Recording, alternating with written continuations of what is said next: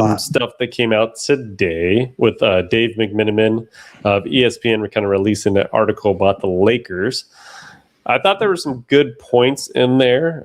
Like he talked about the Lakers trade opportunities and what kind of happened at the deadline and how they kind of preserve some space for the summer, versus kind of doing a short-term deal.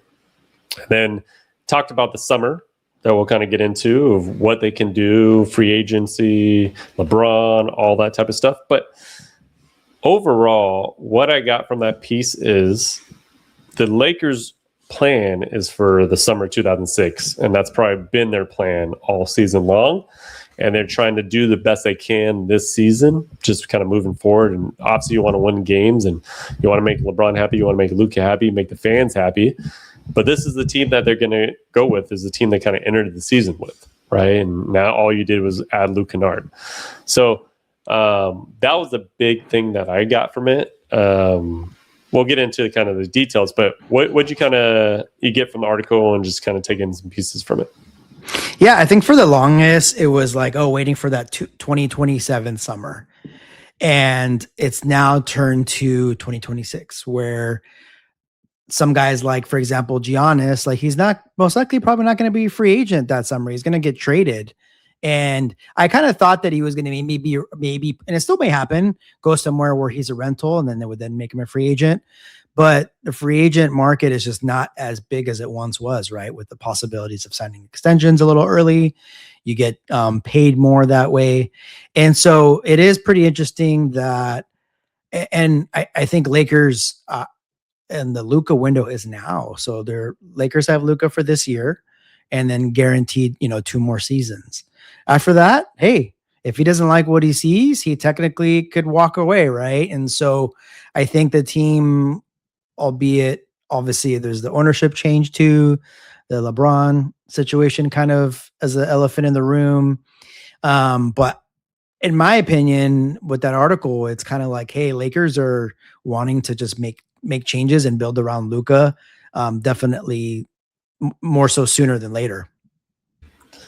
Yeah, 100%, man. I feel like their time is now. I mean, they have to be that way because, like you said, he could actually possibly leave in 2 years from this season. So I think they have to figure it out this summer. And overall, this is just a huge summer if you think about it, right? So LeBron's becoming a free agent for the first time in a long time, right? Where he's actual just straight up free agent. Austin Reaves is likely opting out, which makes him a free agent. So you actually just have 2 of your superstars-ish, or, 2 of your best players on the team that are likely going to be free agents. So, if worst case scenario came by, I mean, I know this is probably not going to happen because I think Lakers going to always, no matter what, will sign Austin for whatever it would take to get him back. Yeah. But you could literally just have Luka and nobody. I'm not saying that this is going to happen because I'm positive that we would sign Austin Reaves no matter what. But like losing those 2 guys already just is crazy to think about. But in general, take the normal stuff aside. You got LeBron a free agent, Rui a free agent, which opens up $51 million in cap space, right?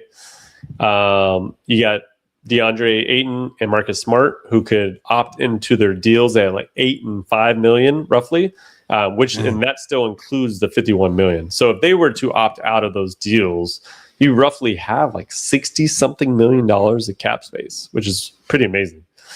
Now, you can use it 2 ways, right? You're either going to try to sign obviously Austin Reaves could take a portion of that.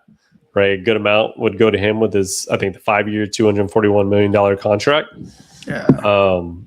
And then you can add pieces on top of that, right? You still would roughly have maybe $20-30 million to kind of add and kind of move from there. And then you got trade, right? Obviously, Giannis, his name's been talked about.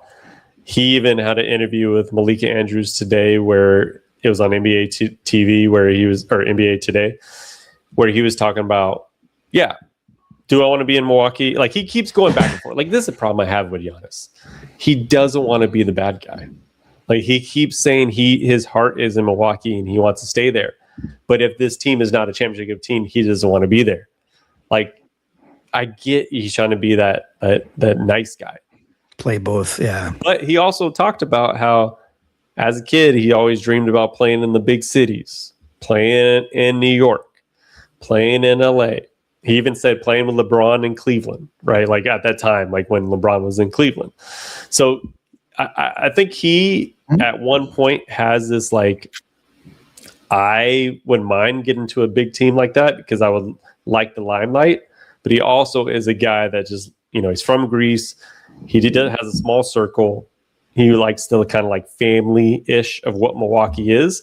And deep down, he would probably want to do that no matter what. But likely, they're just not going to be able to put a roster in front of him that he can do that.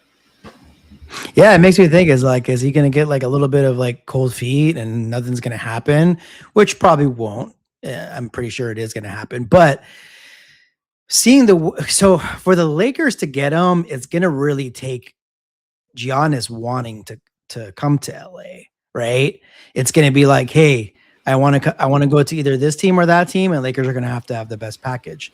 We know that Lakers are not going to have the best package, like overall.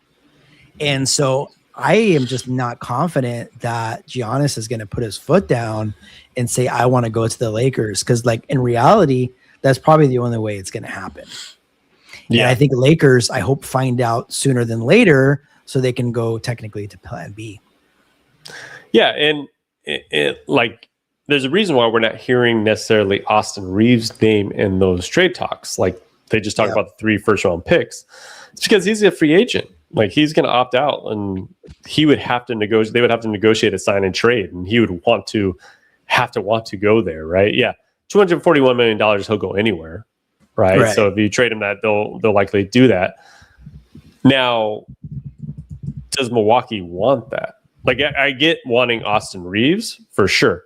But do they want a guy that's now signing, what is that, almost $50 million a year, essentially? So that's going to take up a lot of their cap space in that way. Or do they just want those draft picks and kind of rebuild in that fashion? Yeah. And it's like they're going to want to like have a complete tank job for a few years, right? Yeah. And not saying like that Austin Reaves alone will make you a contender, but, he may get some wins there, which you may not want, right? Yeah. So it's a tough decision. It's tough to figure out what's going to happen, basically. Yeah, it's going to be an interesting summer, and I think honestly though, like for Giannis, I think it's going to always boil down to probably Milwaukee, New York, and LA, and obviously probably Golden State, just because they're going to be in the mix no matter what. Playing with Steph Curry is probably going to be an option. I think those are the 3 major teams that it's going to boil down to. I don't foresee any other teams kind of stepping up, or do you? I get what you're saying. The only caveat is, so there's only going to be one champion this year, right? And we know that, obviously. So someone else that maybe didn't quite get there, a San Antonio, a Houston, OKC loses, right? That would be the only thing that could throw a wrinkle into things. Yeah. Minnesota, I'm not too sure what they're working with, but I would say, like, hey, there's a reason for him to go there and be that last piece. And so that's something that we'd kind of have to go up against too. But we'll see. I mean, I don't know, like, just to throw a couple of names out there that we hear. I mean, what do you think of, I don't even know if it's possible, but what if they re-signed Austin Reaves and then they got Peyton Watson and Walker Kessler, for example? Is that a pretty formidable team? Yeah, Peyton Watson would be great to add like that. He's a restricted free agent. Agent, right? Where we throw something, you never know. I think Utah's got to have to do something with their, they have Marketed, they have Jaren Jackson Jr., and then they'll have Walker Kessler coming back from injury. I think his value had to have gone down now. Walker Kessler, I mean, there's one point where it's like you had to give up 2 first rounds. 2 first rounders, like, come on, man. If we don't get him for a bag of chips in the 2nd round pick, I don't think it's a deal that I want to be made. Fair market, yeah. But yeah, I personally would want to see Austin Reaves back a Laker. I think that him and Luka could be a pretty dynamic duo. And I would like to add a lot of athletic wings and shooters around him and just support the team in that way and be a young, dynamic team. And whether or not have that room for LeBron to kind of sign for a smaller type of contract, like he's obviously not going to get $50 million from the Lakers. And if he wants to kind of come back and be with that team, depending on, I think LeBron coming back to the Lakers is slim, but is highly dependent on how they do this year. Like if they get to the Western Conference Finals or they get to the finals, obviously something like that, I think he comes back. But I think if it's another first round exit, I think it's just time for both parties to kind of move on from either side. Yeah, I mean, where there's smoke, there's fire, and that's kind of what's been talked about. I mean, Cleveland is now the leader in terms of odds of where he's going to go next year. And yes, I think it has very much to do with how well they finish this year off. And then also just, do we want another year or two of this and kind of, I mean, he's still a good player and everything, but just everything that comes with it, right? Is that what the Lakers want? And they have some big decisions. I know they got to get through this season first, and the season's not over, and we'll talk about that in a second. But it's a huge summer. It's one of the bigger summers that I could recall for the Lakers. And it's regardless of what they do, it's going to be tough. You have San Antonio and OKC there that's going to be there the next 5 years, right? And so there's nothing going to be guaranteed, but it'd be nice to have like a team that's formidable to face off against those guys, Yeah, I mean, we have to somewhat try to figure out how to get younger. And, we have Luka and Austin that are in their 20s. And I think if we get younger and more athletic, I think that's the way to go. I obviously Giannis would be an amazing player. He's had some injuries over the past couple of years that concern me as he gets older.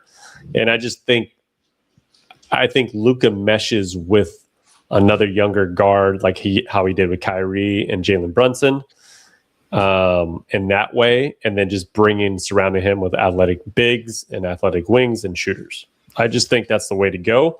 But time will tell.